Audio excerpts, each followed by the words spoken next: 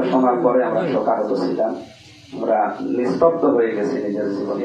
আমরা যদিও আমার সরাসরি উনি শিক্ষক না, কিন্তু আমার প্রাণপ্রিয় বিশ্ববিদ্যালয়ের শিক্ষক হিসাবে যে 450 শিক্ষক আছে ওখানে সবাইকে আমি শিক্ষক মনে করি।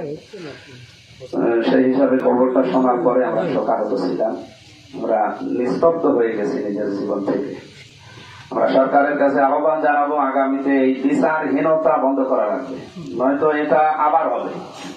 আজকে বিশ্ববিদ্যালয় হয়েছে, কালকে সরকারি কলেজে হবে। সুতরাং এগুলো বন্ধ করার জন্য কোরআন হাদিসের যে নিয়ম নীতি আছে, যেহেতু এখানে 100% নিয়ম নীতি আমরা চালাতে পারি না, সরকারের যে নিয়ম নীতি আছে রাষ্ট্রের, এটা যেন 100% কার্যকর করা হয়।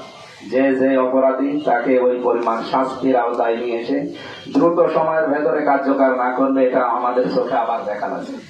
আশা করছি বিচারহীনতা যেন বাংলাদেশে বন্ধ হয়। আল্লাহ আমাদের সবার সহায় হন। আমিন।